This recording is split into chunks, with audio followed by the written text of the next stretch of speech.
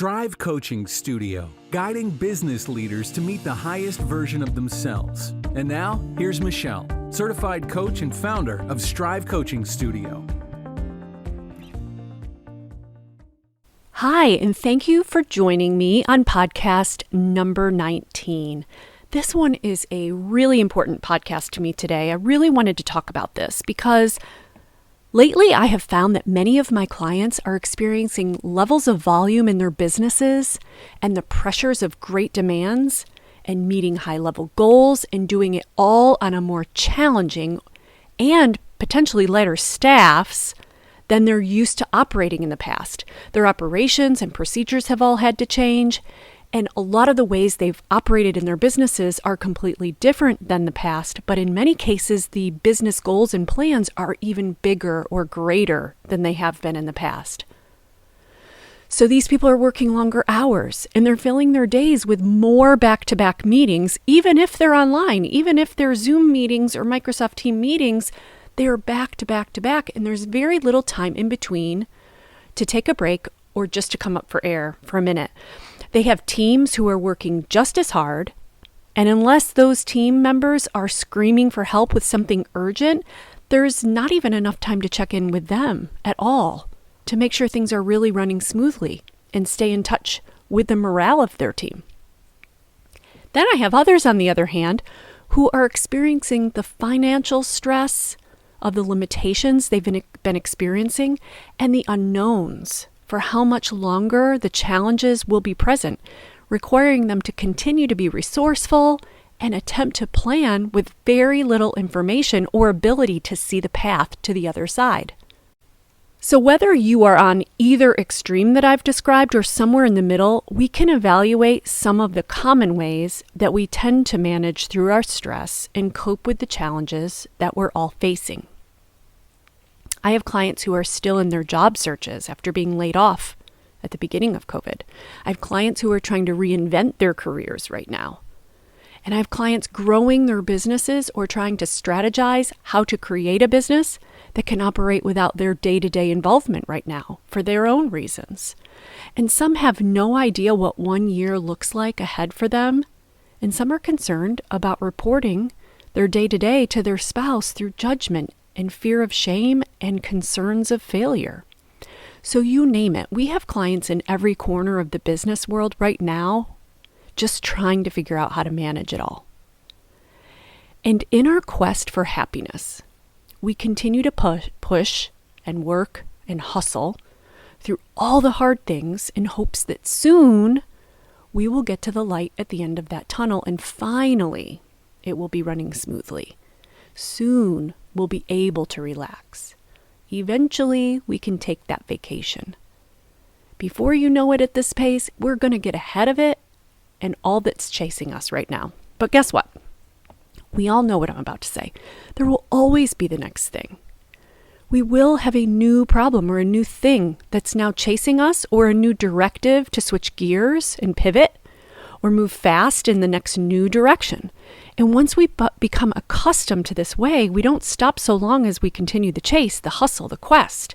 That chase and hustle and quest becomes our driving force, telling us to do whatever it takes to keep ahead and stay alive.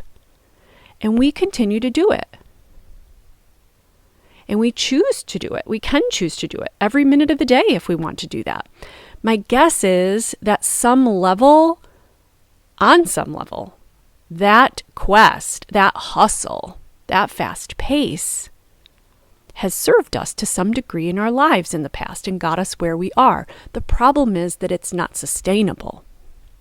No human being can continue at that pace or with that stay alive operating system and fuel running through them constantly. Now, I know that you're going to be eager to tell me that you can do that, or that you've already accepted that it is the way it is. Or maybe you just think it won't ever be any different. That's what we like to say because it's so much easier to reflect strength and a hard core and that I can do it attitude because that's what's expected of us. That's why we're respected, right? That's what has defined us all along, and we think we need to continue to prove that we can, or else what do we have? who would we be? And the reality is that we know we can't, not on the inside anyway. We can keep up the facade on the outside for much longer than we can on the inside. On the inside, we want to feel, we're craving for the relief, the happiness, the pleasure so much that we seek it out in other ways. We find short-term, false pleasures that help us cope and fool us into the escape of it, even if just for one short moment. And this can include all kinds of things. Obviously, the common ones are overeating for comfort and pleasure. We many times drink to escape and cope or celebrate or relax or whatever we're telling ourselves to do that in order to escape and get away from the rest. It can be things like escaping through social media, just falling into that scrolling of your phone through social media brainlessly. It could be excessive online shopping. It could be overworking itself becomes sort of a pleasure, a dopamine hit, an escape to some degree. It can be Netflix binging. It can be gambling. It can be porn and sex. It can be addictive drugs or painkillers. And even over-exercising, over-organizing, over-cleaning. Any of these things can be escapes from the reality that we have to face each day, even though they seem more admired or innocent on the surface. But anything that begins to get in the way of what you are really aligned toward and what you really want in life falls into this category. Anything that is a distraction from feeling or doing what's in front of us. Meaning drinks, fun nights out, a shopping excursion, and a week of hard work. Those are all part of life and they are the norm. It's only when these things get in the way of your life, when your other life's goals are being sacrificed to make room for these things. When your health, your finances, your relationships, your career, when those things are put at risk or weighed against them and lose, that's when the line has been crossed. Those short-term dopamine hits are what trick us into feeling the relief for a minute and keep us pushing forward the next day. The problem is that when we keep pushing forward, the stress and the pressure gets bigger. It gets greater because we've moved away from our goal, so it's harder to get back toward it again. So now we need more relief from it to keep pushing. So we go back to the short-term hit of dopamine that helped before and helped us cope and helped us relax, so we thought, and helped us escape. And we become addicted to that escape. Our society is known for false pleasures of all kinds, and the lures seem fairly innocent on the surface, but they ultimately prevent us from having all that we really want and what really brings us peace, happiness, and joy in our lives. Imagine being on a football field. You know that you need to go through the opposing team's side of the field and run and dodge through all of their players to get a touchdown. Now, you could stay on your side of the field with your teammates and hang out where it's easy and happy if you want to. But eventually, the other team is going to start heading your way and coming after you to get that ball back anyway and get possession. You can't escape that. You can't avoid it. You need to go through the hard part in order to accomplish the goal of getting the points.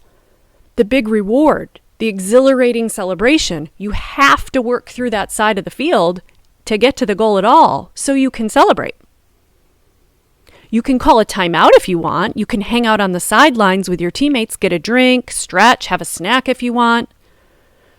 That might be more fun and feel better than getting in the game and pushing hard to win, taking the risk of being tackled by the opposing team. But hanging out on the sidelines, having a drink and a snack is not getting you a touchdown or even any closer to the goal. In fact, you can even create situations and scenarios where the opposing teams get possession back or tackles you and you lose yardage or get a penalty, right? You're avoiding it. And the avoiding it is what actually causes you to fall behind, further away from your intended goal and what your job is, what your responsibilities are, and what you said you wanted to do to honor yourself and live up to your own potential. And athletes would never do that. That isn't what they signed up for. That isn't the deal at all. Well, guess what? Your goal, your experience is no different. We all signed up for being a human being, whether we like it or not. And there is a life process that is part of growth and getting to the next level and living life and to experience it fully. You've been working all your life in training for the day when you can use the skills to dodge the obstacles, be smart, consider your strategies, recover from any bumps or falls, and then get to the goal. And most importantly, you get to choose all of it. You get to choose all of it. The goal, the strategy, how you're going to get there, any healing and pivoting required along the way, and most importantly, you get to choose to know what you're signing up for and have fun to enjoy it anyway. Sometimes it's harder than other times. Sometimes it hurts. Sometimes our first try or second try doesn't work. That's just part of the deal. You get to decide that's okay. And you're going to get back up and keep doing whatever it takes to get to the goal. The path of some extra online shopping or a few more drinks at dinner or reorganizing your closet for the umpteenth time this month will not get you there. It might feel like it's a nice escape in the moment, but it may actually be taking you even further away from where you want to go. I used to always love this saying, God will tap you on the shoulder and tap you on the shoulder and tap you on the shoulder. And eventually, if you don't pay attention, he's gonna drop a piano on your head. This just means pay attention to all the small taps and respond to what your body and your mind are telling you. Because eventually, it will just be something so much more drastic to let you know. Maybe it's that your health from working so hard deteriorates and you end up with chest pains or a panic or an anxiety attack in the emergency room one night. Or maybe you end up in a car accident or your relationships begin to fall apart around you. Maybe you're getting yourself into deep debt, or you're now 50 pounds overweight. Whatever it is, eventually, after the small warnings, we will get the bigger wake-up calls. These are our gifts of warning to take care of ourselves and see what we are creating around us. And when our false pleasures escape, when those pull us further and further away from our best selves, it's our opportunity to take back control of our lives and live them fully and deliberately toward all we deserve and have the potential to have. Anyone can regain that control back again. The key is to recognize that it's happening, that it's out of control, and ask the right questions of yourself. Is this decision aligned with my bigger goal? Is this just a temporary feel-good escape that I think I need to get through another day? Does this get me closer to where I want to be in life or further away? And if the answers all point to a false pleasure choice, it's time to regain control of this again. What things can I change to work toward more pleasure, happiness, and peace each and every day so I don't need to escape for a brief moment? I don't want to escape my life. I want to live it. I want to experience it. And if I don't want to experience what I'm experiencing, then I get to choose to move in a different direction. And that's okay.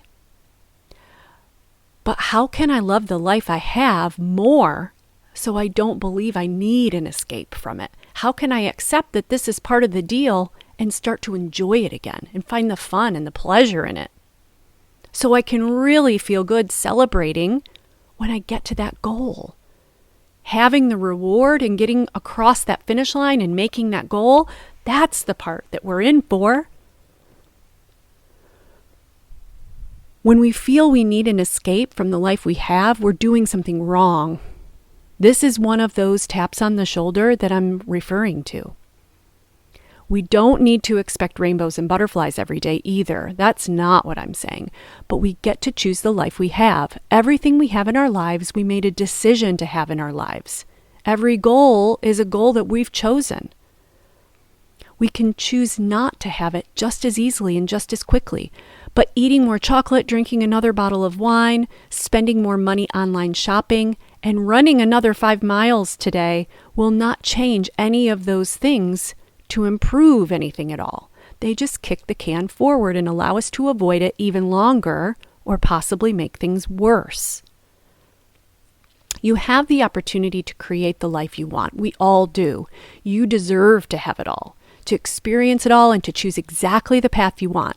You also deserve that tap on the shoulder to let you know when you're off course and you need to relook at your direction again, or how you're fueling yourself in that direction. My hope for you is that you have tools right now to look at where you are right now and make the best decisions for yourself toward what you want and what's right for you. You deserve to be on the path you choose. I hope you will choose that for you, for your health, for your full and wonderful life experience. Choosing to experience it all fully and accepting the deal and all that comes with it allows you to have and create so much more happiness and joy and peace for yourself. And getting through to the other side through the obstacles along the way in the field are exactly what will allow you to celebrate, feel the exhilaration, and truly appreciate all that you're capable of doing when you get there, achieving your goals. You deserve that. So what is your mental health, your sanity, your sleep, your balance worth? I would love it if you'd leave us some comments of what things help you cope and live life to the fullest for yourself. Until next time, take care. Thanks for listening. For more great tips, visit us on strivecoachingstudio.com.